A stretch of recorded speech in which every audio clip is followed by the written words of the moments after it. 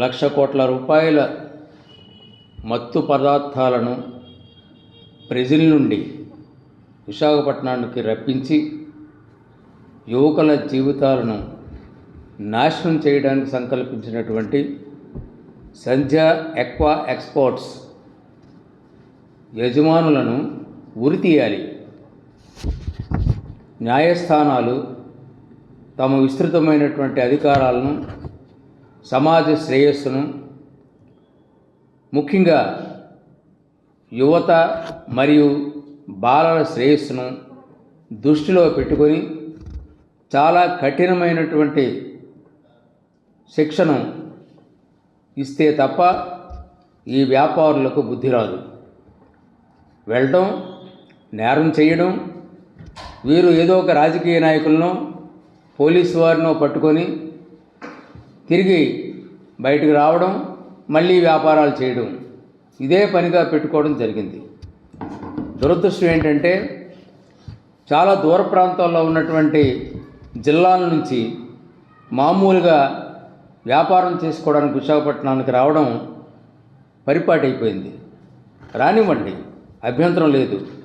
కానీ ఇక్కడ ఒక పేరు చెప్పి మరొక వ్యాపారం చేస్తున్నారు. ఎక్కువ వ్యాపారం చేయడానికి అని చెప్పి ఇక్కడ రావడం, వాళ్ళు చేసేటువంటి వ్యాపారం మత్తు పదార్థాల వ్యాపారం. ఈనాడు భయంకరమైనటువంటి మత్తు పదార్థాలని సుమారుగా ₹1,00,00,000 విలువ చేసేటువంటి 25,000 కేజీల మత్తు పదార్థాలని బ్రెజిల్ నుంచి ఒక కంటైనర్లో తెప్పించారు. ఇంటర్పోల్ వారి తాలూకు సహకారంతో సిబిఐ వారు, అదేవిధంగా సెంట్రల్ ఎక్సైజ్ వారు కలిసి ఈ కంటైనర్ను పట్టుకొని సీజ్ చేశారు.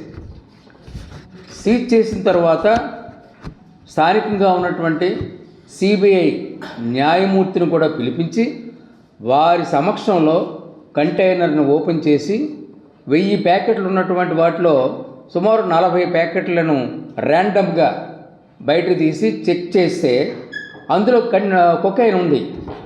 చాలా భయంకరమైనటువంటి మత్తు పదార్థం అందులో గమనించడం జరిగింది.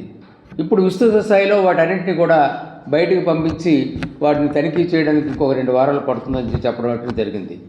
ఏది ఏమైనప్పటికీ కూడా ఇంటర్పోల్ తాలూకు సలహాతో సిబిఐ వారు ఇమ్మీడియట్ యాక్షన్ తీసుకొని ఈ కంటైనర్ని సీజ్ చేసినందుకు ఆ అధికారులని నేను అభినందిస్తున్నాను. ఇక్కడ ఆశ్చర్యపోవాల్సింది ఏంటంటే విశాఖపట్నంలో ఉన్నటువంటి పోలీస్ కమిషనర్ గారు వారిని సిబిఐ వారు జాగిలాల్ని పంపించమని చెప్పారు. నేర పరిశోధనకి ఉపయోగపడేటువంటి కుక్కల్ని పంపించమని వారు చెప్తే ఆ కుక్కలతో పాటుగా ఆయన కూడా రావడం అనేటువంటిది విచిత్రమైనటువంటి పరిస్థితి. ఆయన ఎందుకు రావాలి? ఆయన సహాయాన్ని వారు కోరలేదే. సిబిఐ వారి విచారణలో స్థానిక పోలీసులతో ప్రమేయం ఏంటి? అసలు ఎందుకో ఏ కారణం చేత వచ్చాడు ఆయన? మామూలుగా చెబితేనే రారు, ఉరి తీసేసినా రారు, చంపేసినా రారు, కూనీలు అయిపోయిన అయినా రారు. కానీ ఎక్కడో ఒక కొకైన్ పట్టుకున్నారటని తెలిసి ఆయన వెంటనే కమిషనర్ గారు ఇక్కడ రావడం, ఆయన ఈ విచారణలో పాల్గొనడానికి ప్రయత్నం చేయడం అనేటువంటి చాలా దుర్మార్గమైనటువంటి చర్య. అంతేకాదు, ఈ సాధారణ ఇటువంటివి జరిగితే ఈ సరుకుని తీసుకోవడానికి యజమానులు రారు, వదిలేస్తారు.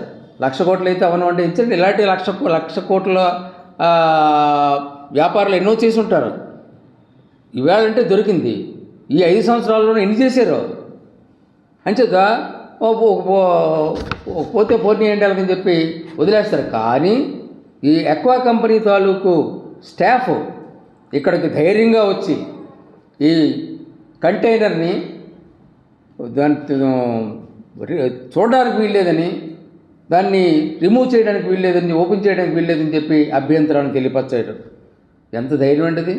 అంటే వారి వెనక ఎటువంటి రాజకీయ ఒత్తిళ్ళు ఉన్నాయి, ఎటువంటి పోలీసుల తాలూకు సహాయం ఉంది, ఇది మనకు చాలా స్పష్టంగా అర్థమవుతుంది. సిబిఐ అధికారులని ప్రివెంట్ చేస్తున్నారు. మామూలుగా అధికారులను ప్రివెంట్ చేయడమే ఒక నేరం. అటువంటిది సిబిఐ అధికారులను ప్రివెంట్ చేసేటువంటి దమ్ము ఆ ఎక్వా కంపెనీకి ఎవరిచ్చారు? వారి వెనక ఉన్నటువంటి రాజకీయ నాయకులు ఎవరు? వారి వెనక ఉన్నటువంటి పోలీసు ఉన్నతాధికారులు ఎవరు? వీటన్నిటి మీద కూడా సిబిఐ వారు విచారణ జరిపించాల్సినటువంటి అవసరం ఎంతైనా ఉంది. అందులో ఈ ఎలక్షన్ టైం ఇప్పుడు ఈ మత్తు పదార్థాలు ఎప్పుడైతే వచ్చాయో ప్రజల్లో ఒక అపోహ రావడం జరిగింది.